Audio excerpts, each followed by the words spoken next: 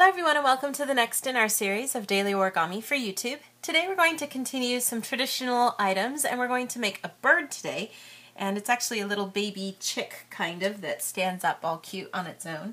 And this origami is just a traditional square pure kind of origami where you just need to start with a square piece of paper. I'm going to use 15 by 15 centimeter paper, and I'll let you guys know how big everything is when we're finished if you're trying to make a particular size.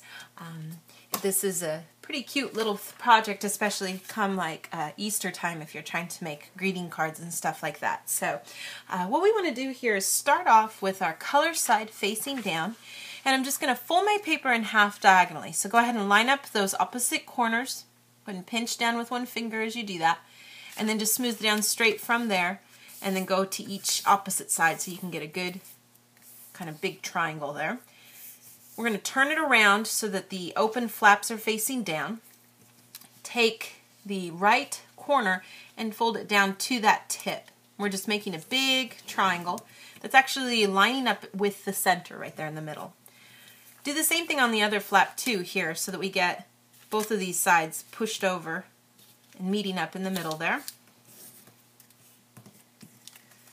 so that it looks something like this. Then we're going to fold it in half this way, and you can just bring the edges together first and kind of pinch along the center so that you get everything nice and straight.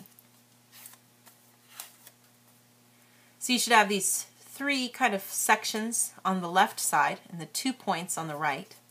And what I want to do is take, and this is a little bit of an arbitrary fold, you can choose to do, how much of this as you like, but what we want to do is take this first layer and create a diagonal crease that comes over to this point here, and it just comes up a little bit, and we want to kind of imagine that you want to give yourself a little bit of a space here.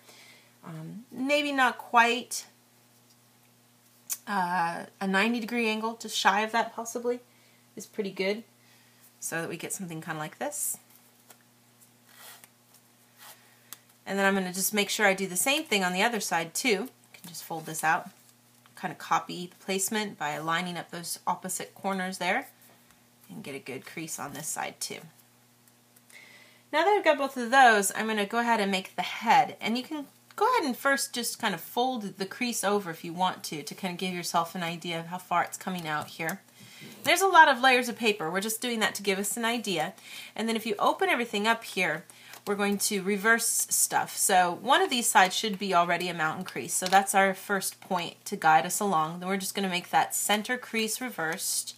And then you probably need to kind of guide things along just because there's so much paper here. You'll make sure it smooths out so that when you pinch it, you can get a nice smooth edge for the head, like so. And then for the last little bit, we want to go ahead and create the feet.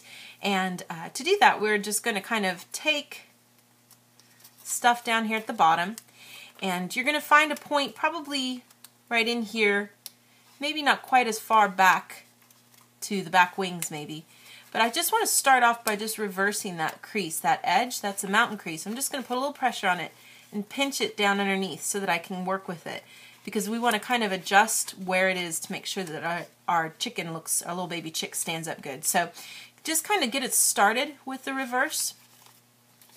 And then if you get in with it here, we can kind of look at things and decide, how far you want this to come in. You kind of want to imagine that that's his big belly, and you want to kind of give yourself enough room so that he can look kind of like straight standing up there.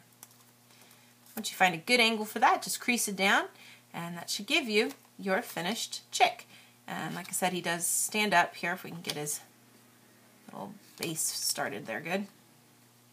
There you go. And that should give you a baby chick. Now I'll tell you guys the dimensions of this little guy here. Depending on how everything's angled, he stands about 7 centimeters tall. And he has a big fat belly, so if you go from his wings all the way out to the point of his belly, it's about 7.5 centimeters wide. So that kind of gives you an idea of the dimensions of our finished baby chick. And that is our finished project for today. Thank you so much for watching, and we'll see you next time.